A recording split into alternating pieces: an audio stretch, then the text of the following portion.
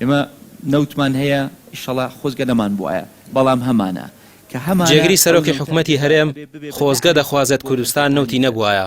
ئەم خۆزگەی جێگری سەرۆکی حکوومەت بەلای چاودێرانەوە خوێندنەوەی جیاوازی بۆ دەکرێت. بەشێک دەڵێن لە ڕوانگەی بێخزمەتی کوردستان و نەبوونی پرۆژە و پلان و ڕوخانی ژێرخانی ئابووری هەمووان خۆزگە بۆ دەخوازن نەوت هەر نەبووایە. بەڵام حەقوانیە بەرپرسانی وڵات ئەو خۆزگەیە بخوازن چونکە نەوت تەنها لە خزمەتی خۆیان و بنەماڵەکانیاندا بووە.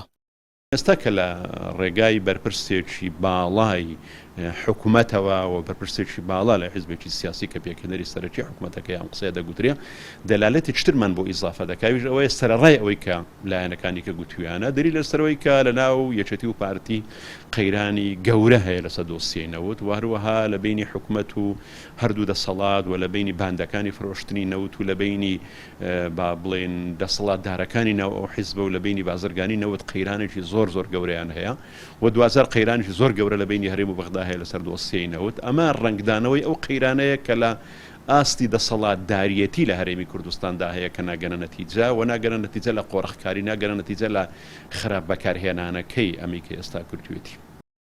زۆربەی ئەو وڵاتانەی خاوەنی نەوتن تا ئەو ئەندازەی وڵاتیان پێشخستووە و ژێرخانی ئابووری و کشتتوکاڵی و بەرهێنانیان بەهێز کردووە وڵاتانی فرۆشیاری نەوت بوون. واتە نەوت بۆتە فریات ڕەسیان بۆ پێگەیشتن و بەرەو پێشچوونیان. بە نمونەش وڵاتی کەنەدا بەهۆی نەوتەوە لە ڕووی پێشکەوتن و بەرهێنانەوە وڵاتێکی بەهێزە، بەڵام لە عێراق و هەرێمی کوردستان بە تایبەت لە جێگەی پێشکەوتن و بەرەو پێشچوون نەوت قەرزاری و گرانی و دواکەوتوی و نەهامەتی هێناوە. ئەم خۆزگەی جێگری سەرۆکی حکوومەت خۆزگەی بۆ دەخوارد خۆدەمێکە هاوڵاتیان ئارەزووی دەکەن، بەڵام سەیرەکە ئەوەیە جێگری سەرۆکی حکوومەت بۆچی خۆزگەی وا دەخوازێت لە کاتێکدا خۆی هەمەکارەیە لە هەرێمدا.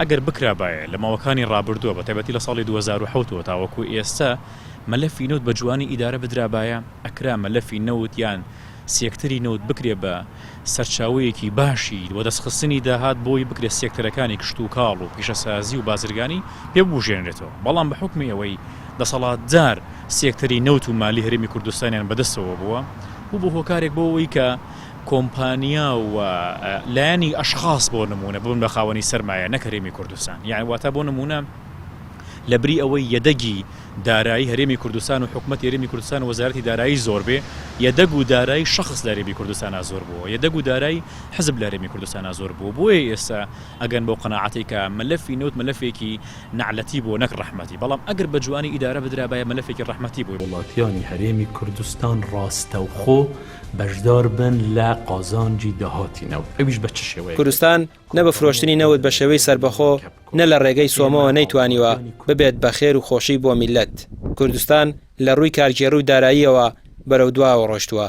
ئێستا لە سایی ئابووری سربەخۆ هاوڵاتیان بەدەست نەهامەتی قەیرانەکانی گرانی بنزین، نان، بێکاری، حکوومەتێکی قەرزار، ژێرخانێکی داڕوخا و کۆچی گەنجان موچەیەکی بەدڵڕاوکیەوە دەناڵێنن. بۆیە دەوترێت ڕاستە جەنابی جێگری سەرۆکی حکوومەت خۆزگە دەخوازێن نەوت هەر نەبوایە کە لە بەرهەمەکەی هاوڵاتی تەنانەت ساڵانە یەک بەرمیلیشی بەر ناکەوێت. ڕامیا ڕوسمان کەناڵی پەیام، سلێمانی.